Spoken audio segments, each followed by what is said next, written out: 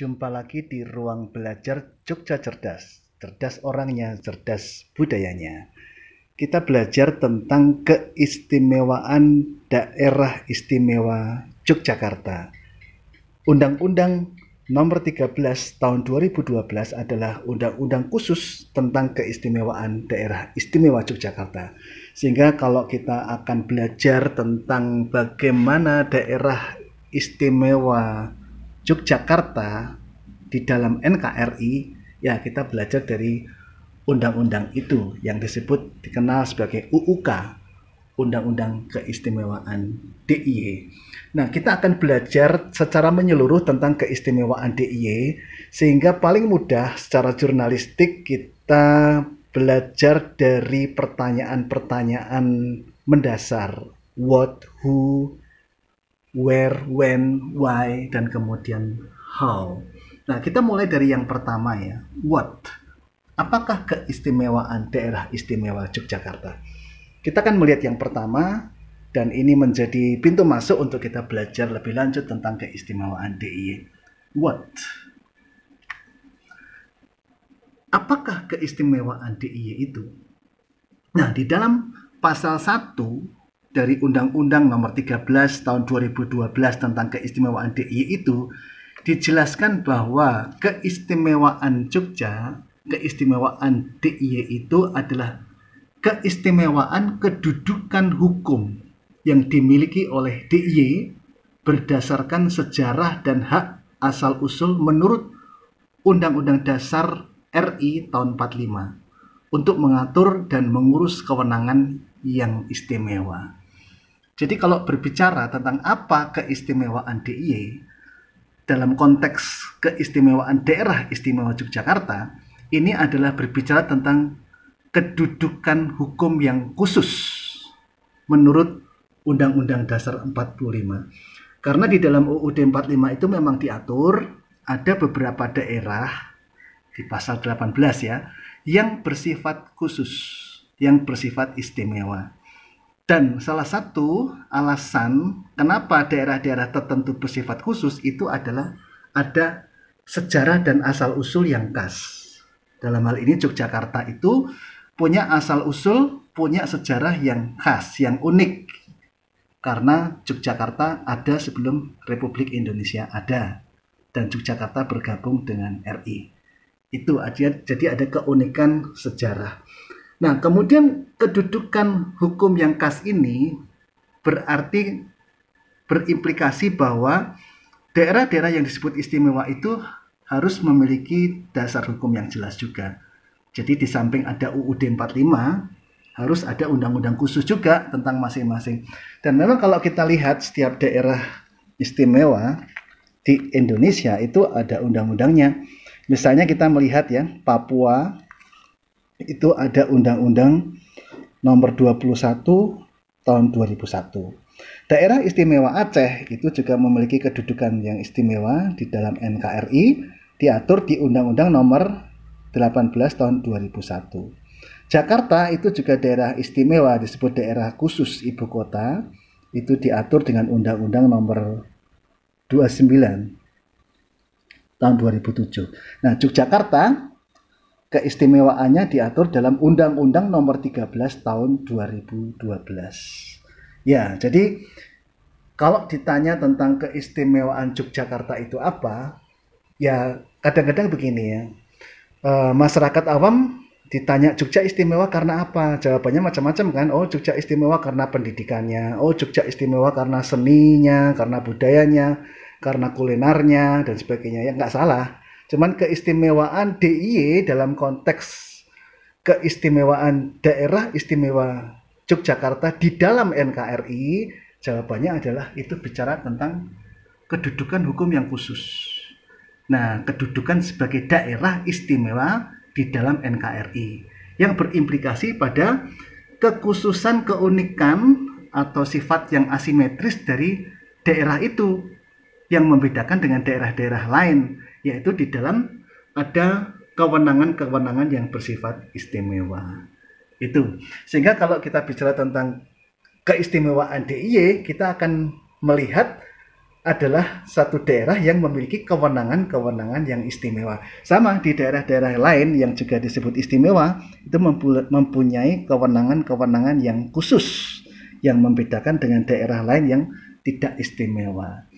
Jadi pertanyaan berikutnya setelah apakah keistimewaan DIY itu adalah apakah kewenangan istimewa di dalam daerah istimewa DIY. Nah, di dalam masih di dalam pasal 1 dari UU nomor 13 tahun 2012 dijelaskan bahwa kewenangan istimewa adalah wewenang tambahan tertentu yang dimiliki oleh DIY selain wewenang yang sudah ditentukan di dalam undang-undang tentang pemerintahan daerah. Jadi di dalam konteks pemerintahan daerah, setiap daerah sudah diatur di dalam undang-undang pemerintahan daerah mempunyai kewenangan-kewenangan pemerintahan. Nah, daerah yang disebut istimewa ini memiliki wewenang yang bersifat tambahan atau yang sifat khusus. Itulah yang membedakan dengan daerah-daerah yang lain. Begitu. Jadi daerah istimewa Yogyakarta ini mempunyai kewenangan yang khusus untuk mengatur, membangun bidang-bidang atau urusan-urusan kewenangan yang khusus juga.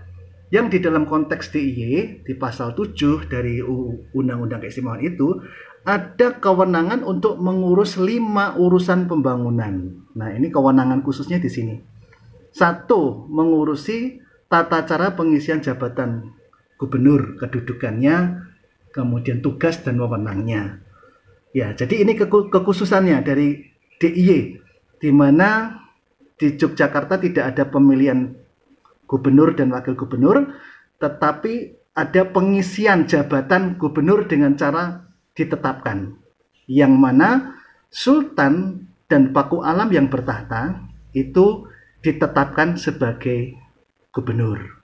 Jadi kalau bicara tentang keistimewaan Yogyakarta ini, memang tadi seperti dikatakan bahwa kewenangan ini berkaitan dengan kedudukan khusus Yogyakarta sebagai daerah istimewa yang berakar pada sejarah. Nah, sejarah DIY itu adalah kerajaan-kerajaan yang ada di dalam DIY itu. Jadi di Yogyakarta ini ada 2 kerajaan ya. Yang pertama adalah Kasultanan Ngayogyakarta Hadiningrat, yang rajanya disebut Sultan Hamengkubuwono. Ini adalah Sultan Hamengkubuwono ke-9 yang naik tahta pada tahun 40. Ini zaman Belanda. Kemudian di Yogyakarta juga ada di samping Kasultanan ada namanya Kadipaten Pakualaman. Nah, jadi di Yogyakarta ini memang ada 2 kerajaan ya, Pakualaman dan Kasultanan. Kasultanan rajanya adalah Sri Sultan Hamengkubuwono dan Kadipaten Pakualaman, adipati atau rajanya adalah Pakualam. Nah, ini adalah Sri Sultan Hamengkubuwono ke-9 dan Sri Pakualam ke-8. Kedua raja inilah yang pada tahun 1945 menyatakan sikap untuk 2 kerajaan yang ada di Yogyakarta itu bergabung menjadi bagian dengan Republik Indonesia. Sehingga pemerintahan Soekarno pada waktu itu memberikan piagam kedudukan yang meneruskan, yang mendukung kelanjutan dari kedua kerajaan ini untuk terus berkembang di Yogyakarta dan Yogyakarta menjadi daerah istimewa. Nah, itulah yang menjadi dasar sejarahnya, sehingga setelah Yogyakarta diberikan status sebagai istimewa, Yogyakarta, daerah istimewa Yogyakarta ini diberi kewenangan untuk mengatur sendiri kepemimpinan gubernur dan wakil gubernurnya, di mana tidak ada pemilihan umum gubernur, tidak ada pilgub, tetapi Sultan yang bertahta dan Paku Alam yang bertahta itulah yang menjadi gubernur dan wakil gubernur dengan prosedur ditetapkan. Itu kewenangan yang pertama. Kewenangan istimewa yang kedua adalah kewenangan untuk mengembangkan lembaga pemerintahan daerah. Jadi dalam keistimewaan Jogja ini, DIY punya wewenang untuk bisa mengembangkan bentuk pemerintahan yang khas, yang unik, yang berbeda dengan yang lain. Jadi sebagai contoh misalnya di DIY ini ada lembaga-lembaga khusus yang khas keistimewaan. Misalnya ada namanya Paramporo Projo, itu tim penasihat sultan. Kemudian ada Paniradiopati, itu Badan Perencana Pembangunan Keistimewaan. Oke, kewenangan yang berikutnya adalah kewenangan membangun kebudayaan yang khas, pertanahan yang khas, dan tata ruang yang khas. Nah, ini perlu dibahas lebih lanjut.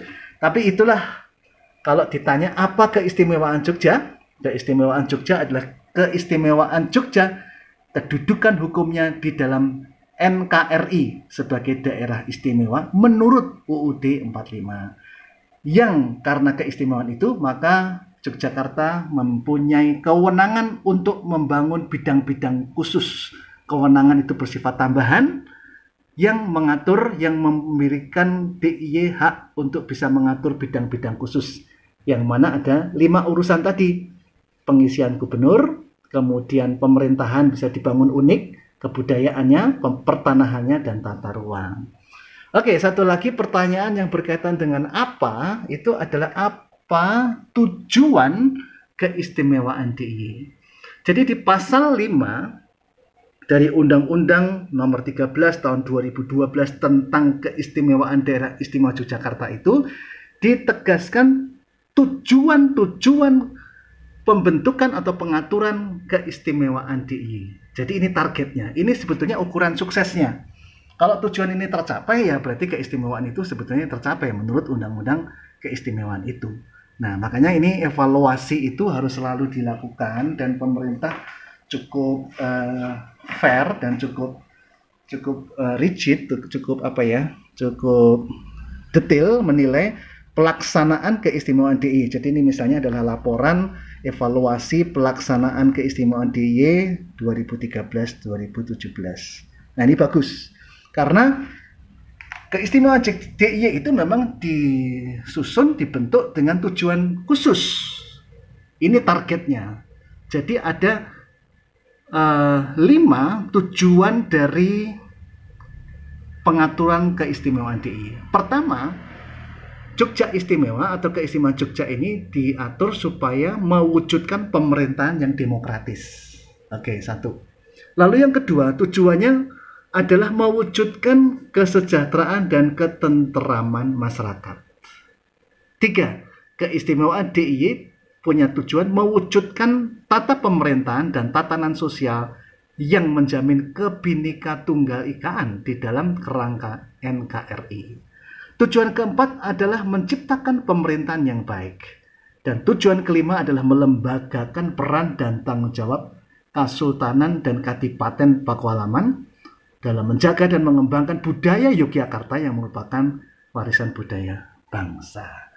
Jadi begitu guys, kita sudah melihat yang pertama yang perlu kita pahami tentang keistimewaan Yogyakarta, yaitu pertanyaan-pertanyaan tentang apa keistimewaan itu, kemudian apa kewenangan istimewa, dan kemudian tadi kita sudah belajar apa sih tujuan kok Yogyakarta menjadi daerah istimewa.